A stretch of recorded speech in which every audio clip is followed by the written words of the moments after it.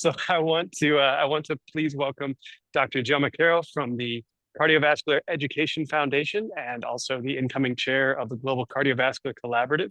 She's been working for many years across East and West Africa and the world really to expand access to electrophysiology and cardiovascular care and knowledge. And today we'll be doing an EKG Friday.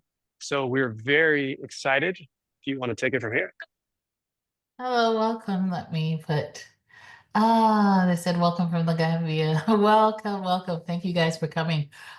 So basically the thought behind doing kind of back to basics EKG sort of tutorial is to kind of build up on a lot of the concepts that we talk about. So we have been concentrating on device basics and then also electrophysiology basics and doing the master class, but really where all things kind of cardiovascular and electrophysiology come from is from the EKG. So I wanted to take it back a little bit so that we can take a look and see what we do know about EKGs, and then also kind of go through some clinical scenarios with EKGs, see what everybody thinks, and then some explanations.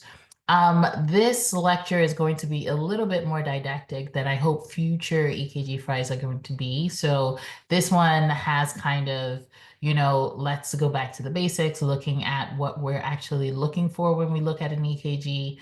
And then hopefully when we do these moving forward, we'll have more EKGs and it'll just more be like a clinical scenario and somebody from the audience raises their hand and is able to kind of take us through how they would approach the EKG. And then also in doing so, maybe we'll learn a little bit about, where you're from and what is available for treatment of the patient. And then we'll talk about, what we would do over here in the West versus what you were able to do. And we'll go from there. So I'm just going to start off with a case. So we have this patient, Gigi, 66-year-old man, history of coronary disease, has a status, he's status post a prior PCI, so previously had a stent, came to the hospital, to the clinic with complaints of chest congestion and cough. His temperature was 98.2 degrees Fahrenheit. Blood pressure was 145/89, so it's okay, pretty high. Respiratory rate was 22, so he's breathing a little bit. And then his heart rate was 140 beats a minute. Now, I want to show you what we typically use as our scoring sheet. So these are conditions that we're all considered, if you're going to pass your cardiology boards, at least in the US, you need to know all of these conditions, need to be able to know how to diagnose it on an EKG, so that you can, because a lot of times the patient, before they can get an echo, before they can get, anything else, they typically can get an EKG, which is considered to be like a high yield, low cost intervention. So, these are all the conditions that we're expected to know. And this is kind of what we use as our guideline to determine how we read the EKG. So I'm going to give us a few minutes. I have about 100 slides, so I'm not going to wait too long. But if somebody wants to raise their hand and tell me what they think about this EKG. And maybe I can start off with somebody from the panel. So either Dr. Sunwa or Dr. Oladimeji can kind of unmute and say something or what they think about this EKG.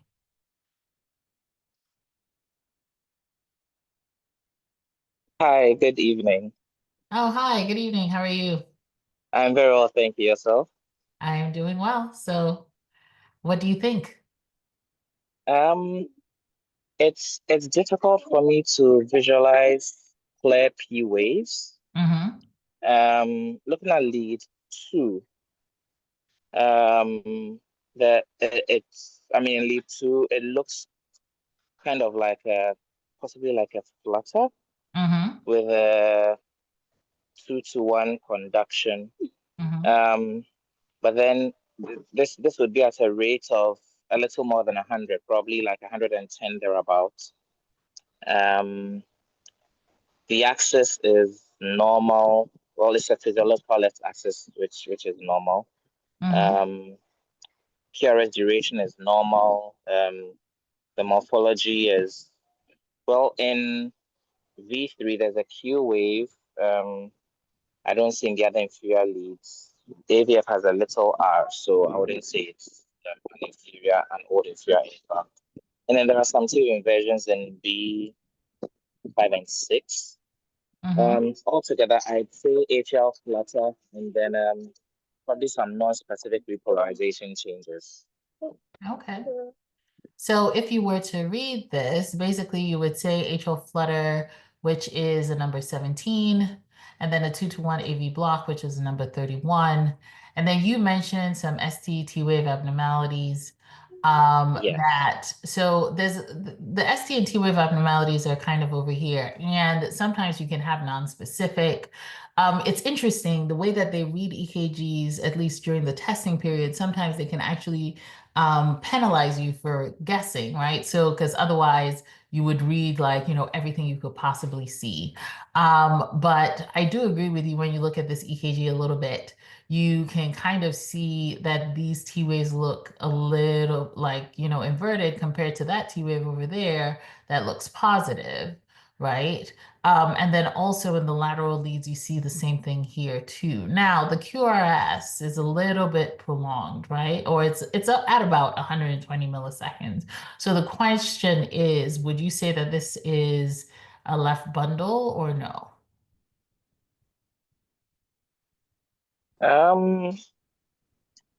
Well, if it's actually prolonged, then in this case there's a dominant S wave in lead V1 with an upsloping kind of sled ST segment. Well, I don't see the expected changes in lead V6, so I'd be tempted to say it's probably a non-specific IVCD rather than sticking my neck out to say it's an LBBB. Excellent. So I'm going to go through all of these a little bit later, but thank you so much for contributing. That was awesome.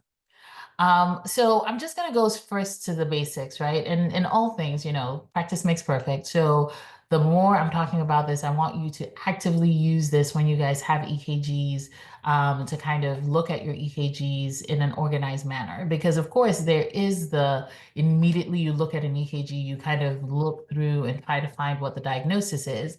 But just the same way as you wouldn't learn to read from the middle of the page going out, the way that we read EKGs, the way that we go through the rate, rhythm, axis, etc., is the proper way that you're supposed to read it so that you can glean all the information that you need from the EKG rather than not.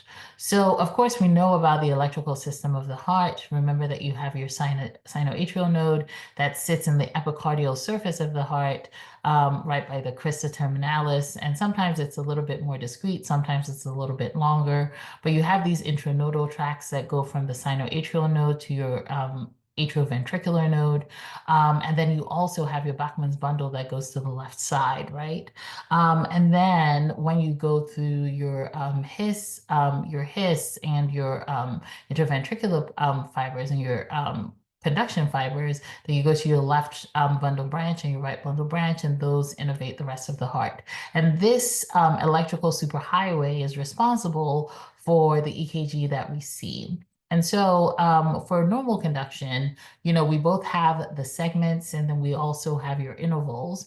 Remember, your interval includes the wave and a segment. A segment is just the between each wave, right? So if we say an ST segment, we're talking about between the S wave and the T wave versus your ST interval, which includes from after your S wave to your T wave, including your T wave. And more importantly, your QT interval looks at your Q wave all the way to your T wave. So it includes both the QRS, the T wave, and the ST segment. It's just important to know for definition purposes.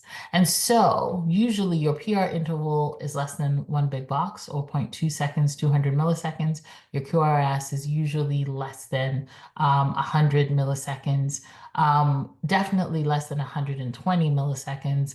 If it's greater than 120 milliseconds, that's considered to be abnormal. Your QT interval, you expect it to be about 450 in men, 460 in women. It is based on the sex and the heart rate.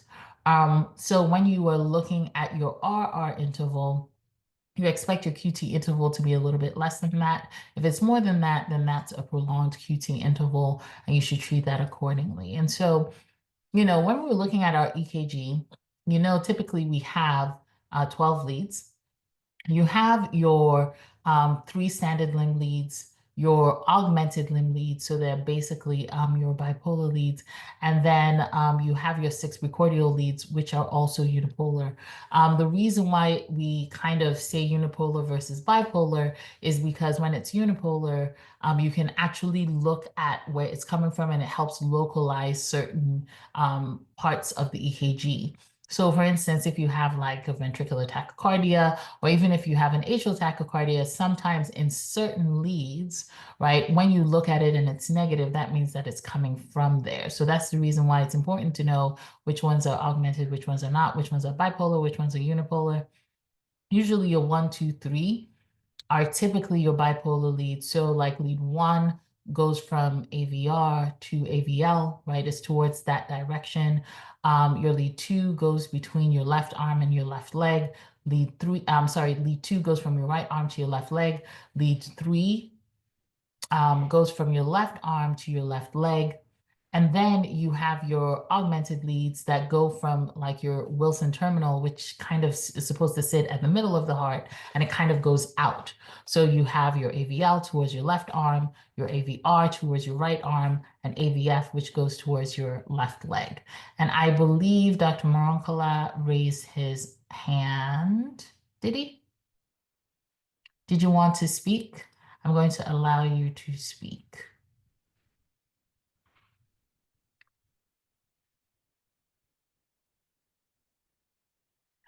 Okay, Dr. Moronkala, if you have a question, you can, what is it called? You can unmute yourself and speak, but I'm just going to continue speaking until we're able to figure that out. So I think that a lot of you have looked at this before, and it helps us kind of localize exactly what is going on with your EKG, so that we can kind of see exactly what we're pointing to and try to determine exactly what the axis is. For your V1 through V6, this is the way that it's supposed to kind of traverse around the heart. And it helps us to basically understand that when you're reading an EKG, you're actually looking at the EKG from different parts of the heart. So it's kind of giving you a complete picture of what the EKG, of what the heart is doing electrically at that point in time. So if you look at 1 in AVL, V5, V6, that looks at the lateral part of your heart. 2, 3 AVF looks at your inferior wall. V3 and V4 actually looks anterior. V1 and V2 is septal. And this is just because of the way that the heart sits. So, sometimes folks get confused and they say, oh, V3, V4 is probably septal, V1 V2 is anterior, and actually that's not the case. So remember, V1, V2 is septal, V3, V4 is anterior. It's very, very difficult for you to see like a localized septal lesion, right? Because if you think about it and you think about your anatomy, a lot of things that will affect the anterior, the septum will also affect the anterior wall, because the blood flow kind of goes through there. The only time where we talk about, Q waves in the septum, and we're really talking about localizing it to the septum, typically is when we're looking at WPW or bypass tracts. So that's something to pay attention to. So a lot of EKGs might tell you that, oh, you have this localized septal infarct. And most of the time that actually is not the case, or it won't be the case, okay? So when we're reading our EKGs, there's a definite way that we want to organize it, or organize our minds. You want to look at your rate, rhythm, axis, right? Those are the first 3 things. And then we start looking at the intervals, and that's part of the reason why I actually defined this a little bit earlier. So you want to look at your intervals. If it's too long, if it's too short, it has different implications. Is there any ischemia? Do you see T-wave inversions? Do you see ST elevations? How about chamber enlargement, right? Is your left atrium enlarged, your right atrium enlarged? That could tell you things about hypertrophy or even some other conditions such as infiltrative diseases like amyloid or sarcoid. And then, of course, then you start looking at everything else. So first of all, let's look at the rate. A very easy way of looking at it, number one, know what is normal. If it's 60 to 100, it is normal. If it's greater than 100, so if it is 101, that's considered to be tachycardia. If it's 59, that's considered to be bradycardia. Now, the question for you as a clinician is this clinically significant, right? So you can't tell me that somebody who is 100 versus 101 is going to make much of a clinical difference. But for the purposes of definition, we have to pick a number and stick to it. So greater than 100, tachycardia, less than 60 is considered to be bradycardia, and 60 to 100 is considered to be normal. And those are the standards that we use for our testing purposes. So one easy way of looking at the rate is the rule of 300. So any number of big boxes you have, you divide 300 by that number. If you have like, 2 big boxes, you divide 300 by 2, that gives you a rate of 150, et cetera, et cetera. So that's the reason why folks can look at an EKG and basically tell you what the EKG rate is. Like for instance, this one, right? You have a patient who has this EKG, somebody says, hey, what is the rate? The easiest thing for you to do is to count, right? So 1, 2, 3, 4, 5, 6, 300 divided by 6 should give you 50. And so that should be a heart rate of 50 beats a minute. How about this one? If somebody wants to raise their hand really quick or just put it in the chat, that would be great. But basically this is 1, 2, 3, 4. So 300 divided by 4 is 75. Exactly. Thank you. So that's 75. So this would be somebody, and then you can tell that this is like, atrial flutter. There's a 4-to-1 block. And so you would say that this patient is not tachycardic, right? So you would read it as an atrial flutter with a 4-to-1 block. And 300 divided by 4 is about 75. Okay. How about this patient who has, this is a little bit more than 2, right? Or a little bit, sorry, less than 2. Probably maybe about 1.5. So 300 divided by 1.5, this would be terrible. It would be somebody who has a heart rate of 200 beats a minute. One of our moderator was saying, hey, if you just memorize it and go 300, 150, 100, 75, 60, 50, et cetera, that will help you. And then there are also some EKG, some rulers that you can actually put on an EKG and it will give you those numbers as well. So that is one of the things that you can do. Now, this is great if you have a regular rhythm, right? But if you don't have a regular rhythm, then we use what's called the 10-second rule. So all EKGs, or at least the standard EKG, should record 10 seconds of the rhythm per page, and it's very standardized. Now, of course, this is determined by different things.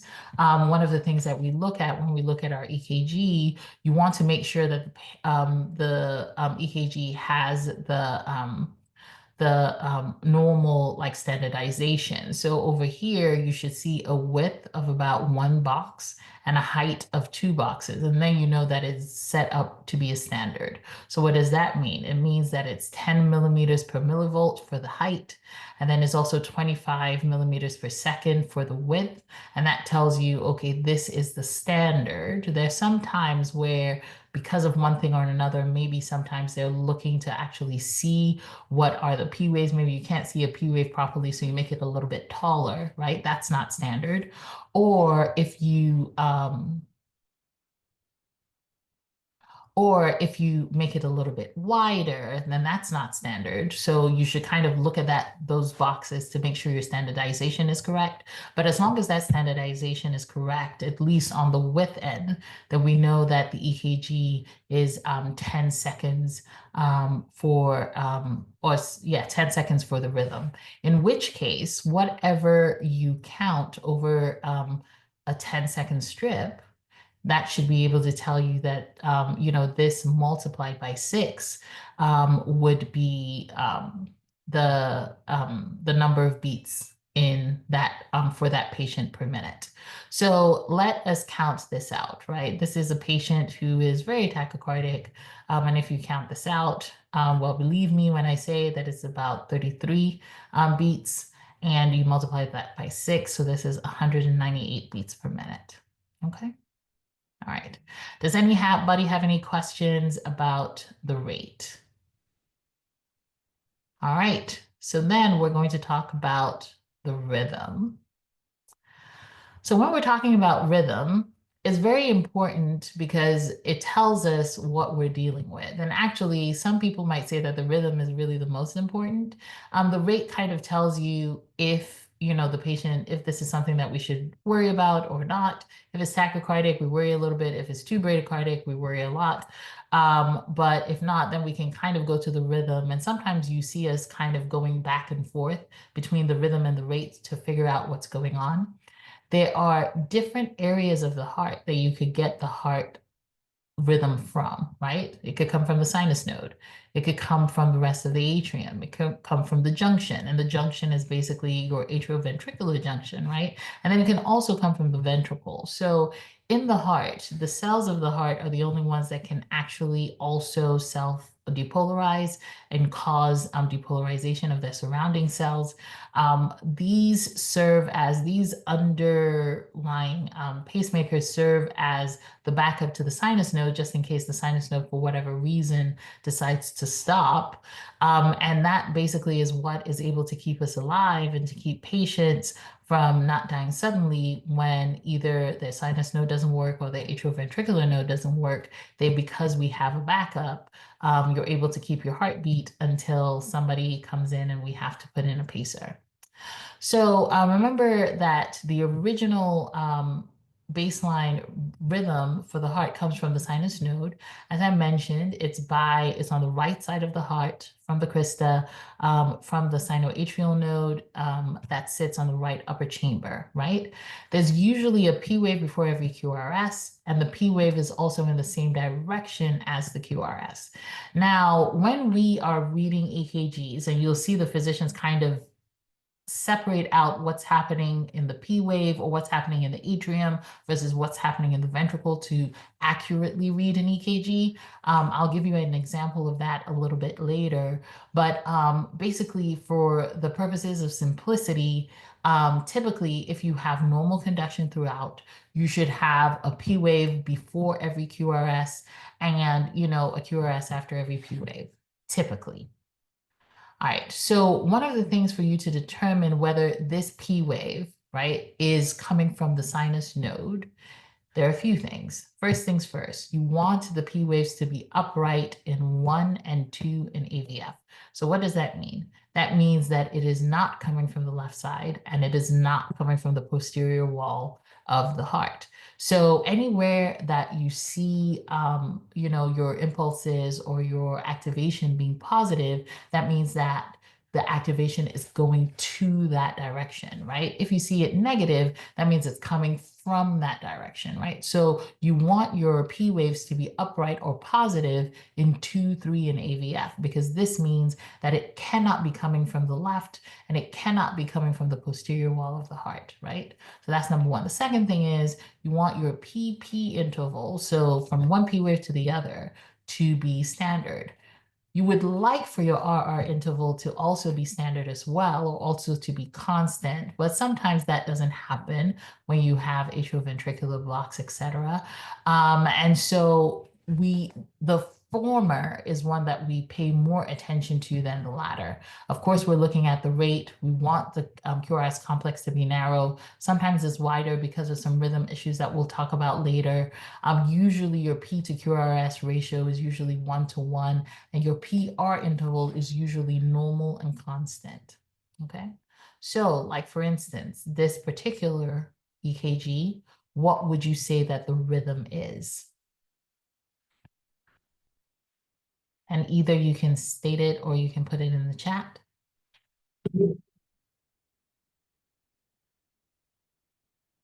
And simple Two-word answer. Would you say this is normal or abnormal?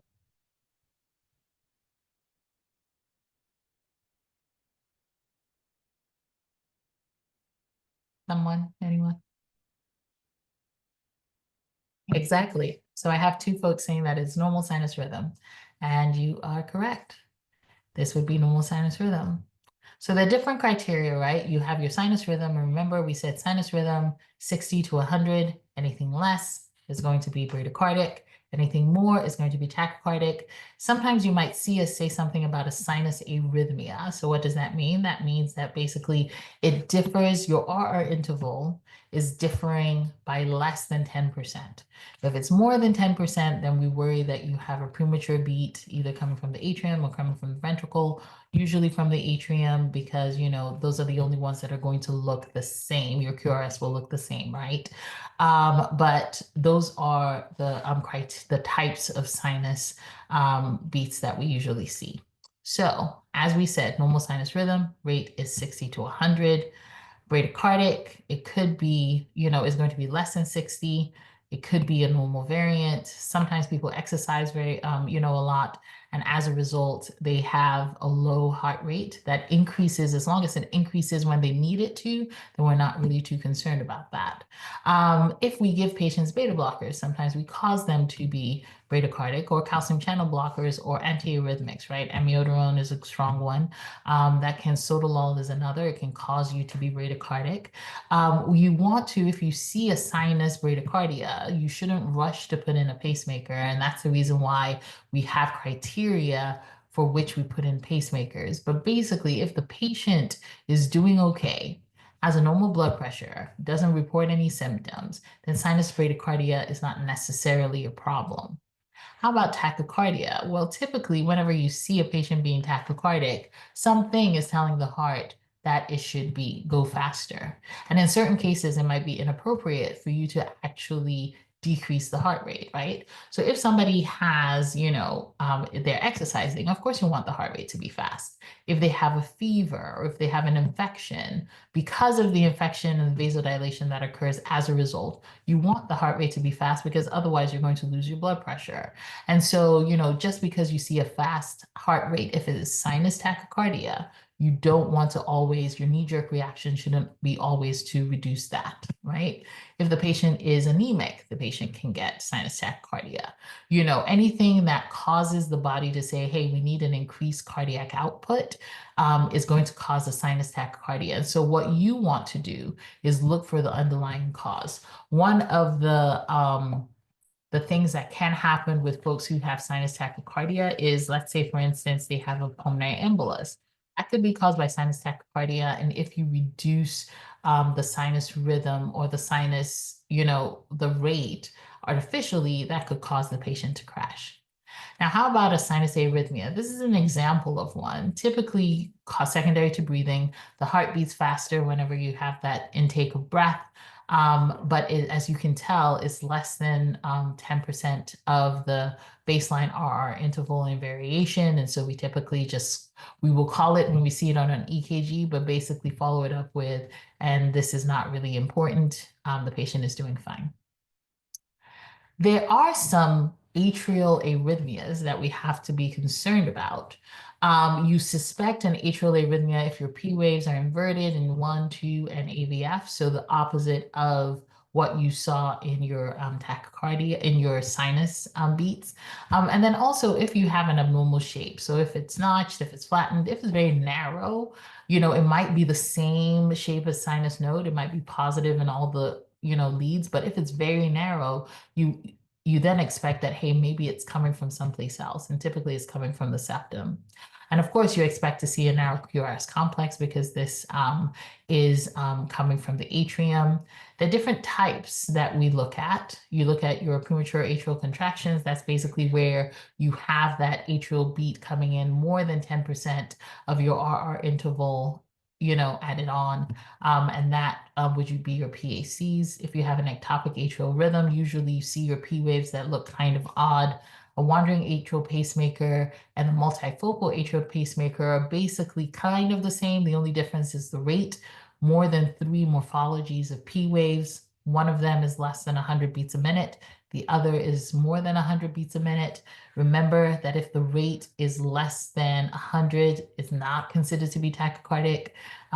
This can be very confusing, particularly if, let's say somebody has what might be otherwise known as a VT, but if it's a rate of 90, then it's considered to be accelerated idioventricular rhythm. So these are things that you have to think about when we are technically trying to describe what's going on with the heart. And of course, you guys should know about your atrial flutters, which I still haven't seen that many in sub-Saharan Africa. Maybe those patients aren't coming to us. So if you see something, let us know. And then also your atrial fibrillation, which is that irregular rhythm, and what one of my classmates called the opposite of sinus rhythm. So your premature atrial contractions, like I mentioned, you see this one is pretty early compared to all the others. When you look here, that P wave looks a little bit different. The QRS is going to look the same as what it looks like during normal conduction. Your RR interval is definitely shorter. And sometimes, like I mentioned, your P wave shows a different morphology than it has before. When we're looking at an ectopic atrial rhythm, so how do we differentiate between what is noted to be a PAC and an ectopic atrial rhythm? An ectopic atrial rhythm is just basically describing the rhythm, the entire rhythm. So what you expect is that it's a continuous thing all over the EKG. And as you can tell here, your P wave here looks to be inverted in lead 2. Why would it be inverted in lead 2? Typically, what you expect to see is a positive T wave in P wave in lead 2, because that is coming from the anterior portion of the heart, or at least relatively anterior, definitely not inferior or posterior, which is where lead 2 is located. And so when you see that, you say, hey, this is an ectopic atrial rhythm. Now, whether or not you do something about it really depends. Is it, going fast, going slow? Is it limiting normal function of the heart? Is it something that is there because you actually have a sinus arrest and it's not acting the same way? And if it goes away, then you might not have a heartbeat at all. Those are questions that need to be answered, and they're very difficult to answer, particularly if you have a case like this where the P waves are, negatives, and also the patient is relatively bradycardic, right? So the rate is 1, 2, 3, 4, 5. So about 50 to 60, a little bit more than 5. So it's less than 60 beats a minute. So that would be concerning for me, because I would wonder, why is the sinus node not kicking in at less than 60 beats a minute? That would be a little bit concerning for sure. This wandering atrial pacemaker, just wanted to show you an example of that. That P wave looks different from that P wave. But this one's kind of hidden in there. That one's on the other side. The rate is different. So this basically tells you, hey, this is something a little bit different. This can be a precursor to atrial fibrillation. You have your multifocal atrial tachycardias, which typically come out as a result of something else going on in the heart. Sometimes, a lot of times, you see patients who have lung disease that have multifocal atrial tachycardia. This is something that has to be treated medically, even though those P wave look nice and discrete, but because they're coming from so many different areas in the heart. Like, for instance, this one, I don't know what lead this is, but this one seems to be coming from one from a different chamber than the other. So if you were to go for an ablation, you'd be ablating in all the places in the heart. And you typically, as soon as one goes down, another one comes up. So really, these patients are primed for cardioversion and medical management. And the idea, for multifocal atrial tachycardia and for a wandering atrial pacemaker, you have to have 3 different morphologies of P waves. And for the multifocal atrial tachycardia is a rate of greater than 100 beats a minute. Atrial flutter, this one is, it says it itself. You have F waves instead of P waves. Typically, what's happening is that you have this regular conduction between the top chamber and the bottom chamber. Now, depending on how old the patient is or if the patient is on any medication, this can change. Typically, it's not a one-to-one.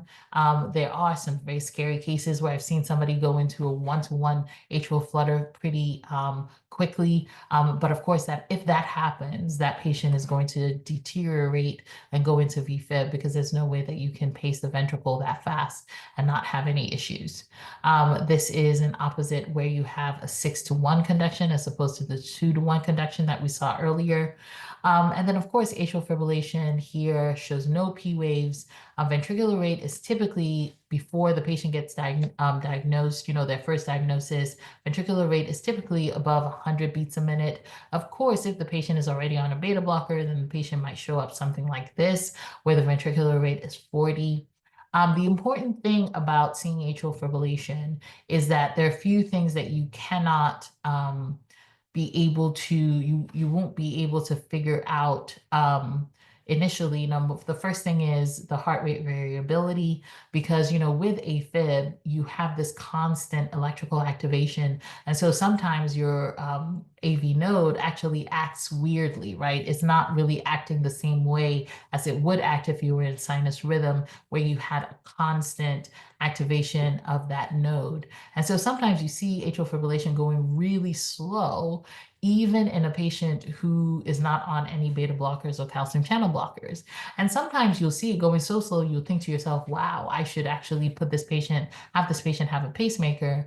And then you come to find out that by converting your atrial fibrillation, the conduction might actually be normal and the AV node will actually be good, and you don't have to put in a pacemaker. So really the treatment for any atrial fibrillation, whether fast or slow, is, you should cardiovert the patient and try to figure out exactly what is happening with the underlying rhythm. Because just as typically, the sinus node is going fine and conduction is good, there are some times where you have sinus node dysfunction that is actually leading to atrial fibrillation. And so AFib becomes a little bit more complicated than just, saying that this patient has an irregular rhythm and keeping it there. And of course, your atrial tachycardia is typically you see the patient kind of go into this tachycardia that's very discrete, but you can also tell that there are P waves there, right? So this P wave is pretty consistent, and you can see that PR interval is pretty consistent as well.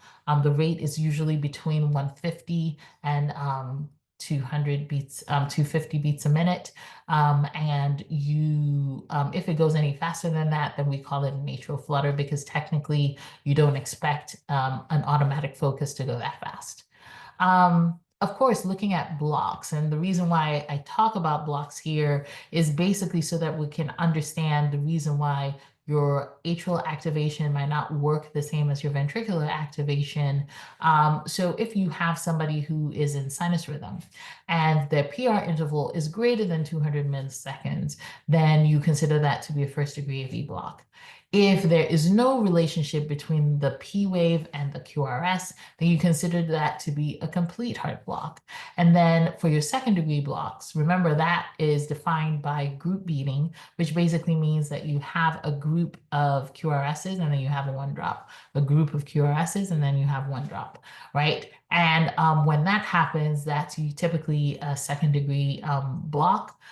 Sometimes it is atrioventricular block. Sometimes it's a sinoatrial block. The sinoatrial blocks are a little bit more difficult to to explain, and usually they're also they're usually not the ones that are causing the issues, right? So here is a patient who has a PR interval that's fixed and longer than 200 milliseconds, so that's a first-degree AV block. How about this one? So this patient has a P in front of every QRS-ish, and then this P wave, you don't really see anything, and then your PR interval seems to be getting prolonged. What would you say that this is?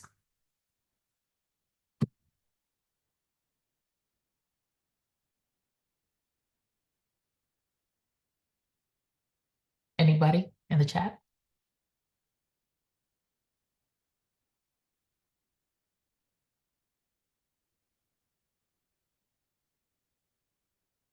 Thank you. So we have Winkybach and we have Mobitz, Mobitz1. Thank you very much. So yes, Mobitz1, otherwise your second degree AV block type 1.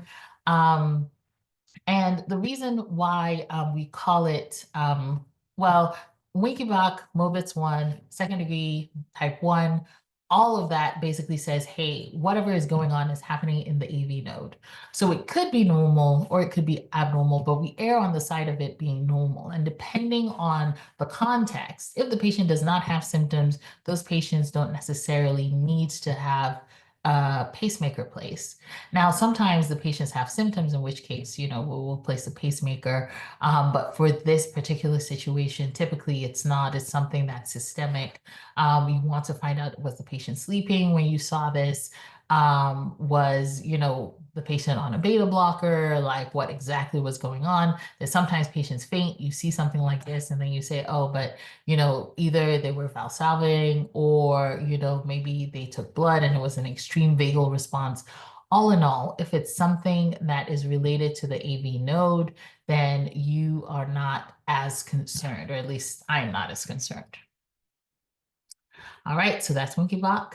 How about this particular patient, right? So here you have your dropped QRSs every other beat. And basically you have a 2-to-1, or what we will call a 2-to-1 AV block. So some people will say, well, is this within the node? Is this more of a second degree type 1 or second degree type 2, and you can't really define it. For you to be able to define whether something is a second degree type 1 or a second degree type 2, you have to have more than 2 beats in a row before the drop. And this is because when you look at, for instance, this, right, what you see is that you're able to define that this was getting longer and longer before it broke. I mean, even if we didn't have this one over here, the fact that you have this PR interval and that PR interval, and this PR interval is longer than that PR interval, and even more important, when you look at this PR interval, it's longer than the PR interval immediately after the drop beat. It tells you that, hey, this is going to be, type 1.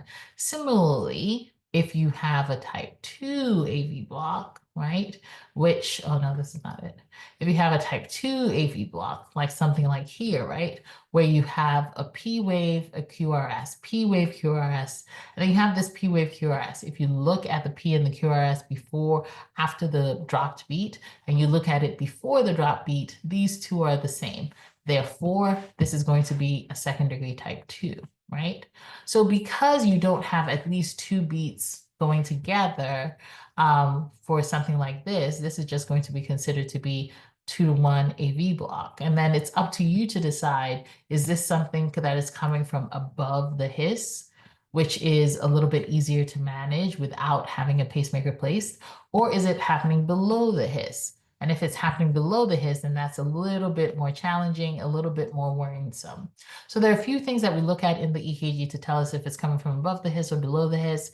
Usually if your PR interval is normal, a lot of times it's actually coming from below the hiss. If you have a QRS that's wide, that's worrisome for it to coming from below the hiss. And those two situations need you to actually put in a pacemaker for those patients because they're at higher risk of going into complete heart block. And this, of course, is complete heart block. How do we know it's complete heart block? There is no relationship between the P waves and the QRS. And you might be thinking to yourself, well, why is the P wave going so fast? Well, you would go fast too if you consider that your QRS was so slow and you were trying everything that you could to raise the QRS, right? And remember, the only effective beats that come from the ventricle are when you have your QRS intact, right? Now, this is kind of interesting. You see this rhythm, it's narrow complex, rate is 40 to 60, but you see no P waves. This is the definition of a junctional beat. And so a lot of times the question is, what do you do with a junctional beat? If I saw P waves in between, it'd be quite easy, right? You would say, you know what, I'm just going to put in a pacemaker because they clearly have complete heart block with a junctional escape.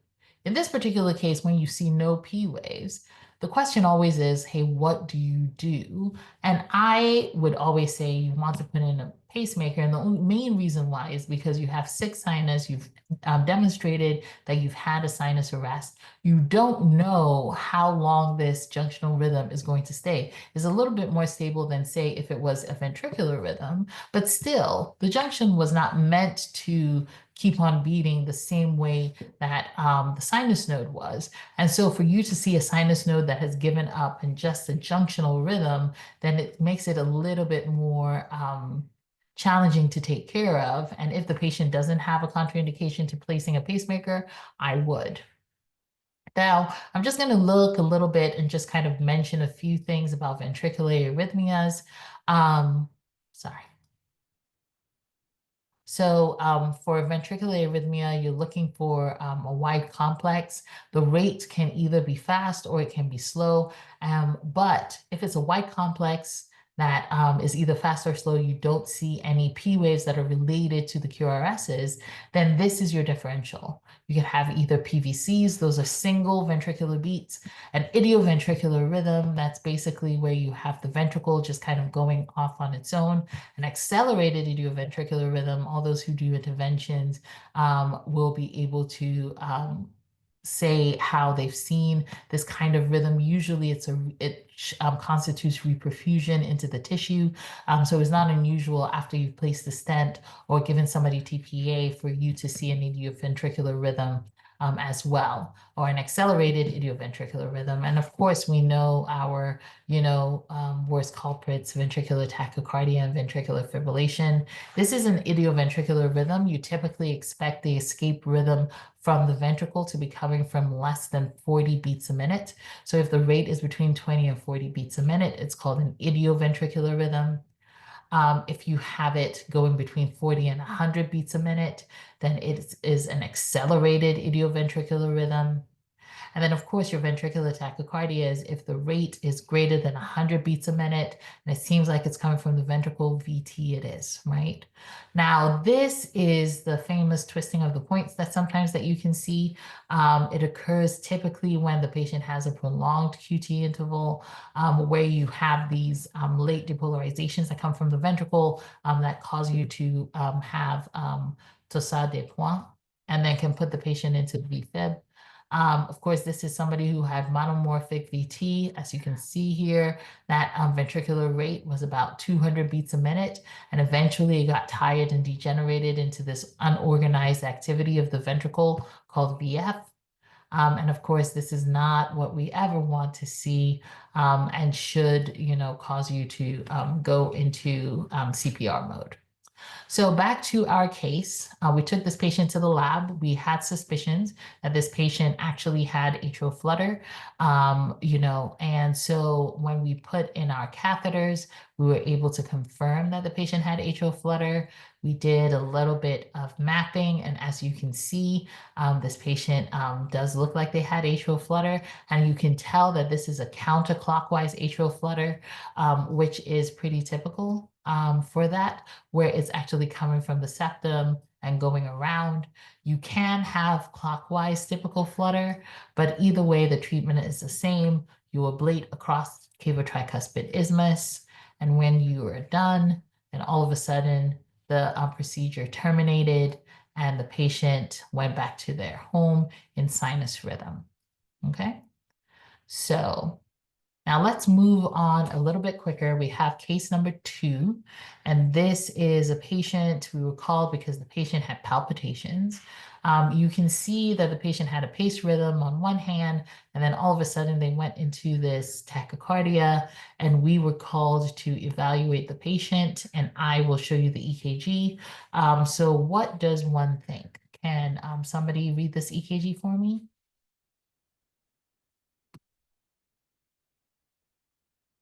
And anyone can, just for teaching purposes.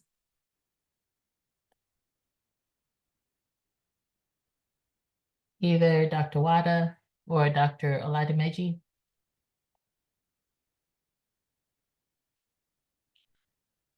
Sorry, I was in the mute. No, no problem.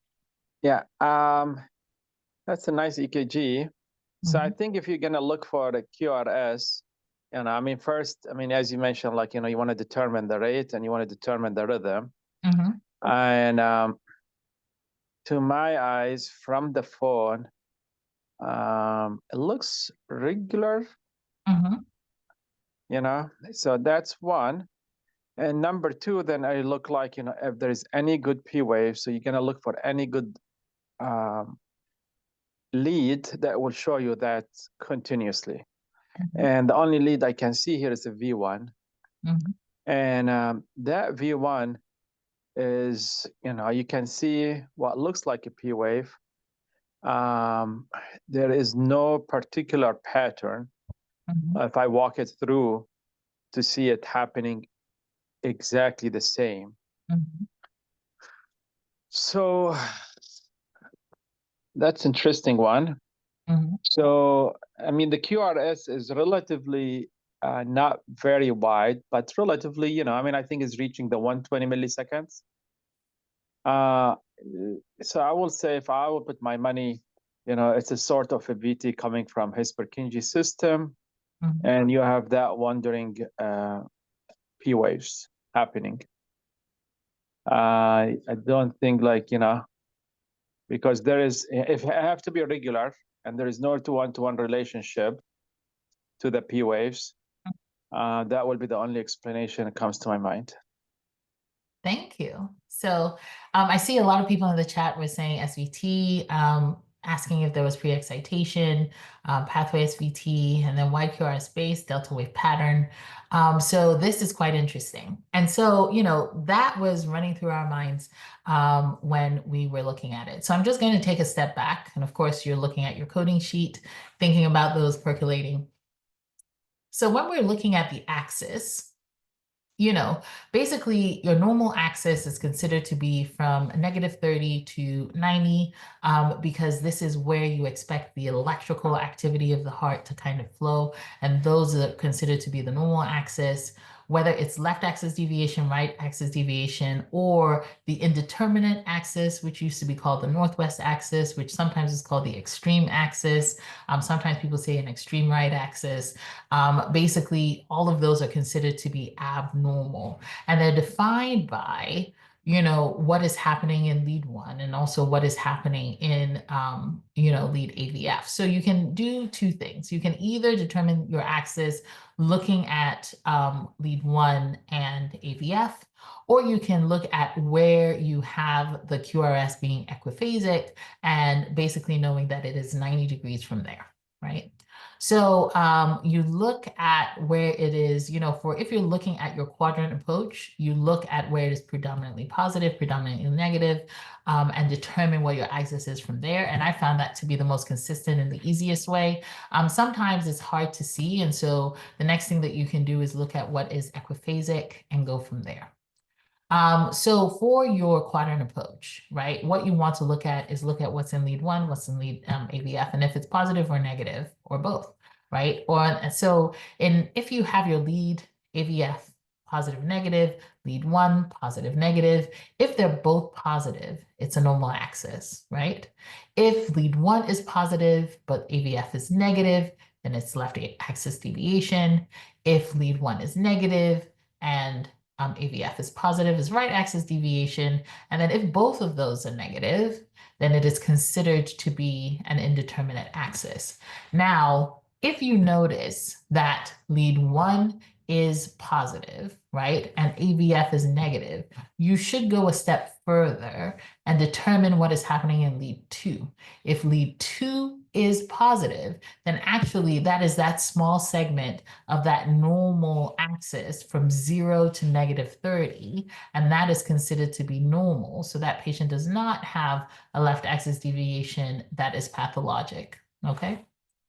So the equiphasic approach, like I mentioned, is basically you look for the most equiphasic QRS, and then that means that, you know, the QRS is equally positive and negative. And so you look at whatever lead lies 90 degrees from that. And whatever that lead is, that will determine whether it's left axis deviation or right axis deviation. Like I said, that one is a little bit harder to figure out. So people normally use the quadrant method. And so these are the different, you know, differentials that come about when you're looking at left axis deviation versus right axis deviation. These of course are going to be available, the slides are going to be available, but one of the things that I do want to make mention of is that, if you have a paced rhythm, depending on where you keep the lead, you could either have left axis deviation or right axis deviation or indeterminate, basically, and your VTs could also be the same thing, right? Depending on whether the conduction system is involved or not involved, if it's just happening from the ventricle versus not. One thing is if you have a left bundle branch block, you can have a left bundle branch block and have left axis deviation, and that could be the explanation. A right bundle branch block typically does not have an axis deviation, and you actually have an axis that's normal. So when you have a left axis deviation or a right axis deviation, that tells you that you have a left-sided fascicular block also, right? So if you have a right bundle branch block that has a left axis deviation, that means that right bundle has a left axis and a left anterior fascicular block until proven otherwise, right? If you have a right axis deviation, then you also see a left posterior fascicular block until proven otherwise. LVH, you see that in left axis deviation. RVH, you see that in right axis deviation. And then what is considered to be indeterminate, that is actually, if you see an indeterminate axis, is more likely that you have a ventricular origin of whatever QRS you're seeing than not, right? So either it's going to be a pace rhythm, or it could be a ventricular rhythm like AIVR, VT, or some sort of ventricular escape rhythm. So when you look at this EKG, when we go back to it, it's negative in 1 and positive in AVF. So what does that mean here?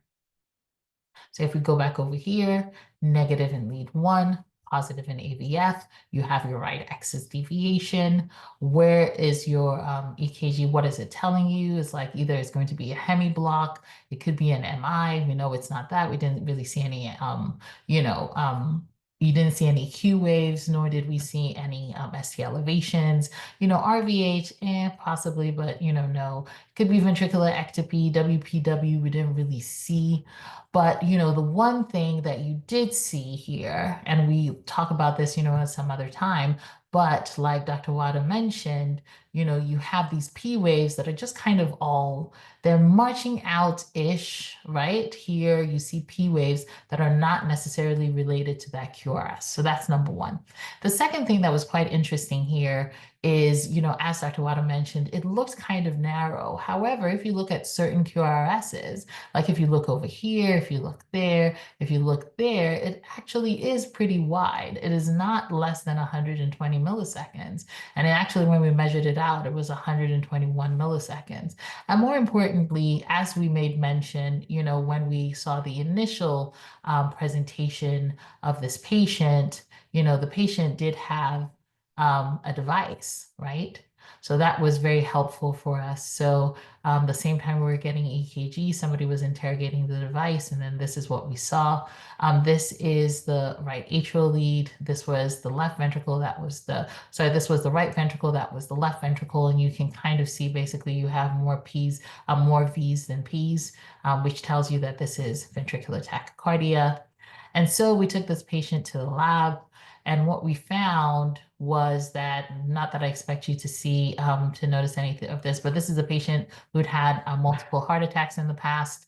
And you can kind of see all this scar that is sitting at the septum. And so even though it didn't quite fit, it wasn't quite a ventricular, it wasn't a VT that included the conduction system. It kind of did, right? Because the scar was around the septal area. So it did involve the septum. And that's the reason why the QRS was very relatively narrow when you compare to other VTs.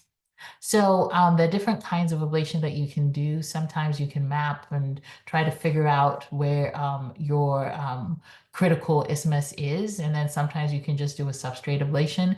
Actually, there was a VISTA study that was published a few years ago. I think it was 2016, that basically, 2016 or 2015, but basically what they figured out was that when you ablate and you actually just ablate the substrate, you actually have almost pretty much as good a result as you do with ablation of a stable VT without sacrificing quality. And so that's typically what we do now. So this was kind of interesting. Now, moving a little bit more, you're looking at your intervals, looking at your wave morphology. You want to make sure, again, that your numbers make sense, right? So QT interval greater than 450 in men, 460 in women. Remember, we do a corrected QT interval for patients who have a heart rate that's too fast, because, you know, somebody might be fast and their QRS is 350, your QT interval is 350, and you think that you're out of the woods, but you have to correct for tachycardia. The jury is out on whether you have to always correct for bradycardia, because then that would allow you to, say, have a QRS, a QT interval of like 550 if a patient is slow enough. And typically we don't do that as much. It's rarer for you to have, you know, somebody go into VT or VF, but you can have issues where you have somebody who is extremely bradycardic that doesn't seem to have a QT interval that's so prolonged, but they're going into VT and VF, and that could be as a result of that. Another consideration when you're looking at it, is just kind of looking at your remembering Wolff Parkinson White caused by a bypass tract. If your PR interval is short and your QRS is longer, then you should consider it. Typically, you see that upsloping into the QRS or the delta wave. So that's the one thing that you want to remember. Your bundle branch blocks, those are very important to define. If you have a left or a right bundle, the first thing you want to determine is if it's a complete or incomplete. If it's incomplete, it's usually greater than 100 milliseconds, but it's going to be less than 120 milliseconds. That means a difference of one small box. For complete, it's greater than 120 milliseconds for sure. When you look at your left bundle, the main leads that we're looking at lead 1, we're looking at V1, and we're looking at V6. And basically what you expect to see is that slurring, that terminal slurring, that initial sharp depression, and then you also see that terminal slurring, and sometimes you actually see rabbit ears in the lateral leads. So 1 and V6, you might see those little rabbit ears, but you definitely see that slurring and basically that discordance between the QRS and the T wave. Here you kind of sometimes see a little bit of a raised, you know, sometimes folks get a little bit, they're not able to determine whether you have an ST elevation or not, but there's certain criteria that will tell you, hey, this is a left bundle that has an ST elevation, and you're still supposed to see that difference in the ST segment when you compare it to the TP segment as well. For your right bundle branch block, you want to see that wide QRS. Your QRS duration is wide, your QT is wide, but it's as a result of the increase in the QRS. You see ST depressions in V1 and V2 and also T wave inversions. But the biggest thing is the rabbit ears in V1. It's going to be positive. And then you also want to see your R that is smaller than your R prime. So remember, R is smaller than R prime, because if it goes the other way, then it's not really a right bundle. And sometimes you can actually see VT that takes on this property that looks like a right bundle, but it's really not. And one of the ways that you can tell is that the rabbit ears are not quite going the way that they should. So always, we're looking at lead 1, V1, and V6. Here you see that terminal slur in the S instead of in the QR and the QT interval, and the poor repolarization that you see in left bundle. So remember, for left bundle, you kind of see that poor repolarization there, but in the right bundle, you actually see the slurring in the S wave, and that's going to be in the lateral wall. But your intervals, your segments actually look quite okay, and you don't really see that worrisome finding of your ST segment either being elevated or depressed.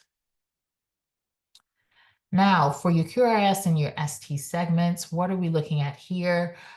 For left ventricular hypertrophy, that is one of the things that we look at to kind of see, looking at your QRS, to kind of see if this patient has LVH or not.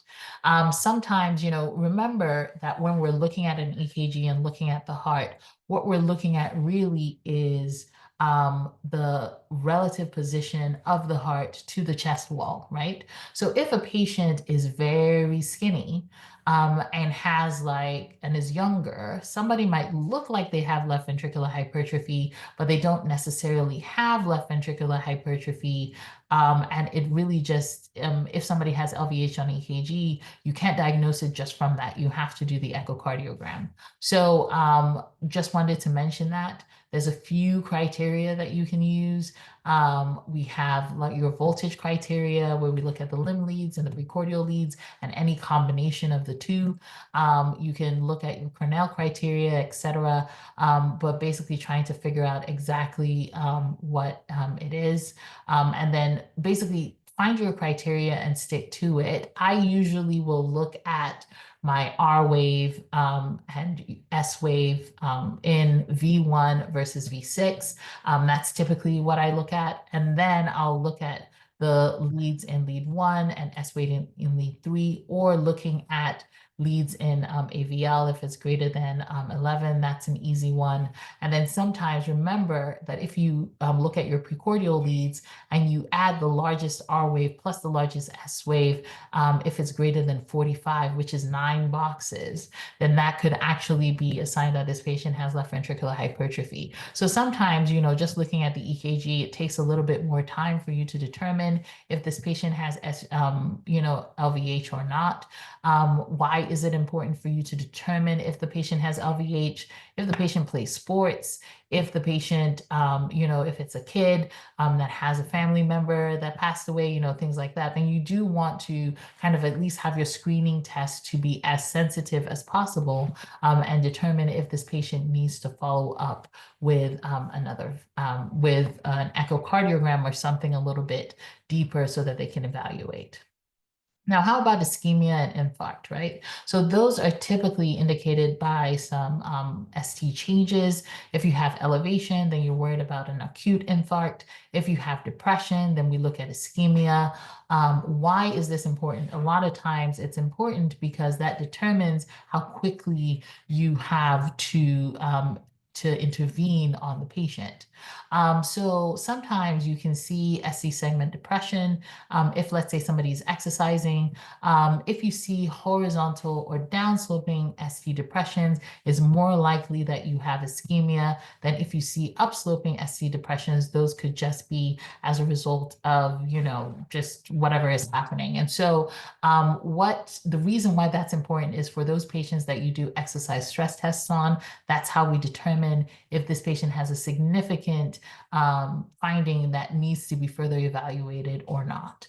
Also, you could see T-wave inversions in ischemia, but only if you have contiguous leads, and it has to be in more than 2 of those leads, like 2 or more leads.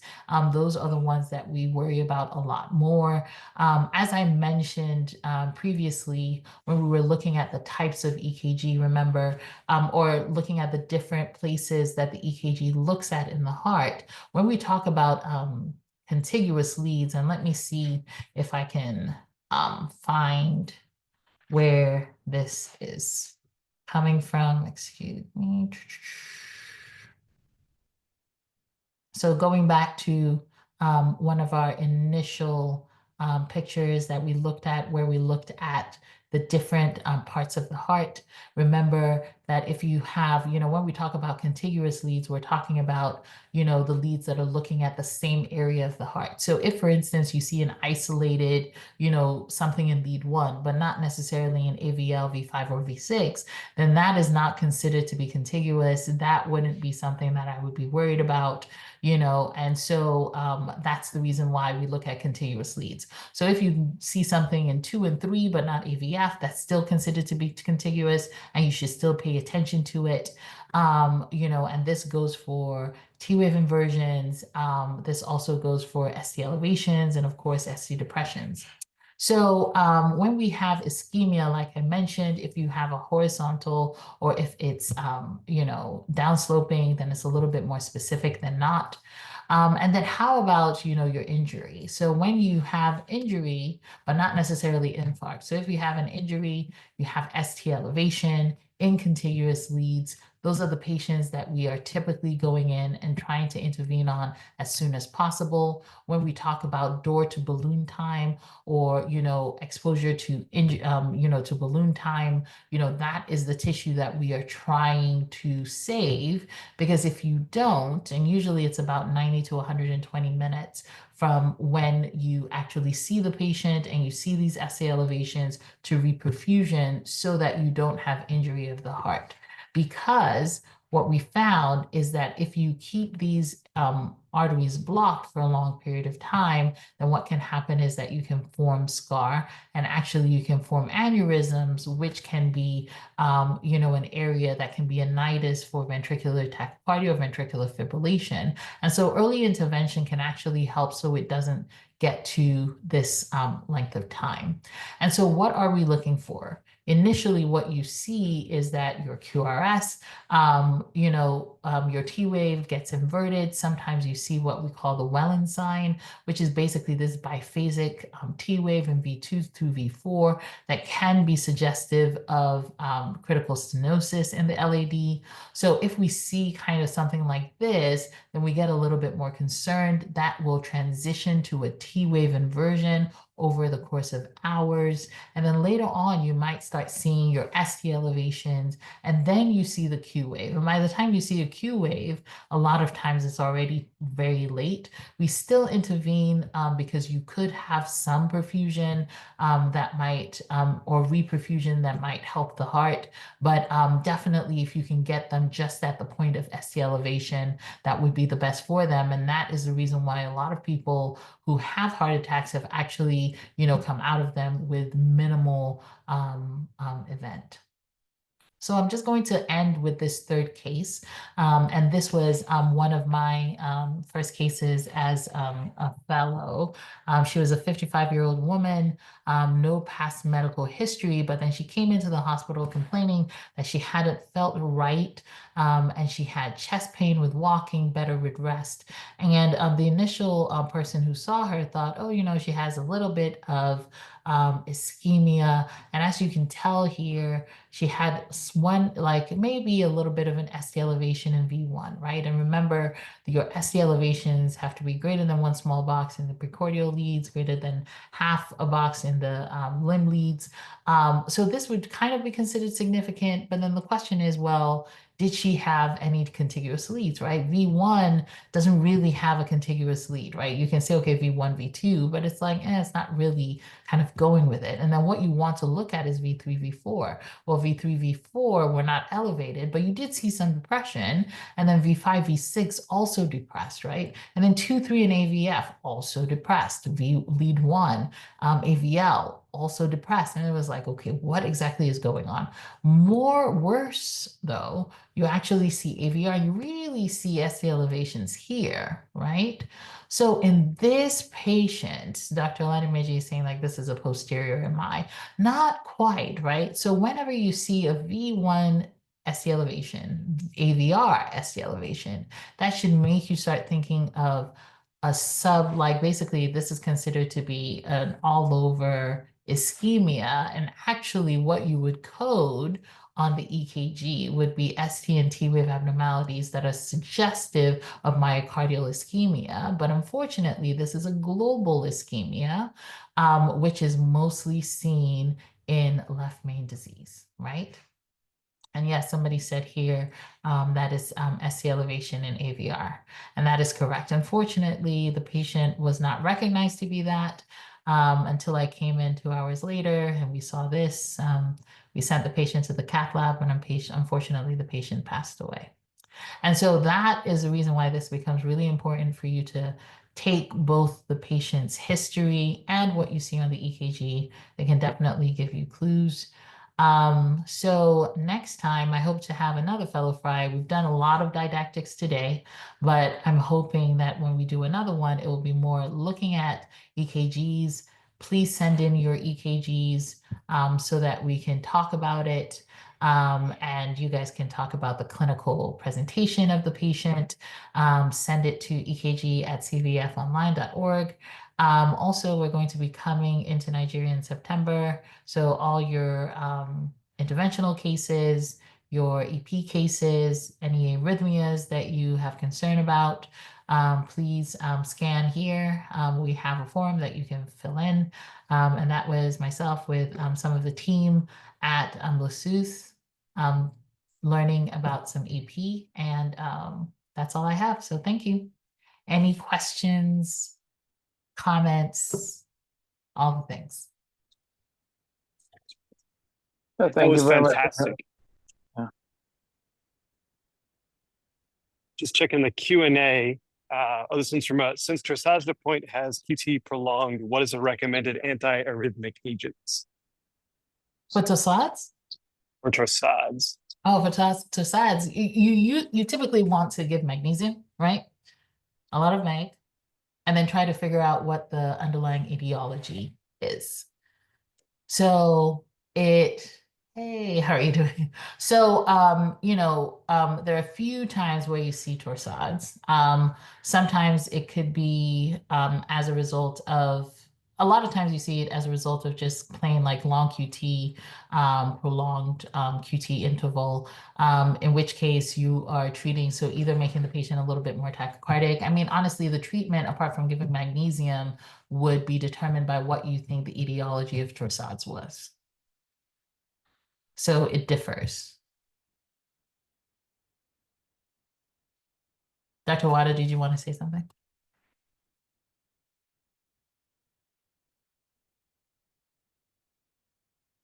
Sure, it was a quick comment. Thanks very much, Ijeoma, for the presentation. Really, really nice one. I think the comments is like, about the PR interval and in particular, we have to be careful in the P wave morphology. It is for sinus rhythm, just a reminder, like, the PR, if it's normal or prolonged or short, if you have an ectopic, as you show an example, it could be very short, but that's not, there's no concern for an ectopic atrial rhythm. It just, the P wave is just closer to the origin of the P wave is closer to the AV node. So that's the part want to mention. And the same for the P wave morphology, as again, you're assuming the patient did not have an open heart surgery, no ablations, no, congenital or fibrosis for whatever reason. Yeah, and for the VT case also that you mentioned, like you showed a very nice one, the narrow QRS, or relatively narrow, as you were saying. Even I think when you saw the EGM, I think the P waves was irregular, and there was some slight on the morphology. So that's why, like, I think it's make it more beautiful EKG, it's easier when you see exactly very steady P waves, but this one was a little bit variable. Yeah. And I think like this one, honestly, it was the case was made even more interesting by the fact that really, if you listen to the story, you kind of had the idea, well, both of us, I was a fellow at the time and my attending at the time, we both went up there saying, we don't know if this is, because they said, oh, this patient has atrial flutter, common cardiovert the patient and ablate. And we were like, we're not so sure, right? And then we went in, and as we were looking at it and we were interrogating at the same time, you basically were like, oh yeah, this is not as easy as it seems. This is definitely something different for sure. I mean, you can see here exactly, like the RR is not regular, the P wave morphology is not the same. Yeah, very nice case. So Fantastic. We have a fantastic talk. Thank you very much, Dr. Ekeruo, for all of that. I really appreciate you going those deep dives. We have Jody Jeff from our friends in the Gambia, Sante Sana from our friends in Kenya. We have colleagues from all over the world joining for these talks. We really do appreciate the attendance because it encourages all to make time on our Sunday to do these live chats, and the engagement obviously goes a long way. So thank you so much for this enlightening talk. Anybody else have any questions from the chat? All right. Well, enjoy the rest of your Sunday. Feel free to reach out to us. Make sure to see us at the PASCAR event coinciding with the Nigerian Cardiovascular Symposium in September. And we look forward to seeing you all soon, live and in person. Take care, guys. Bye. Thank you.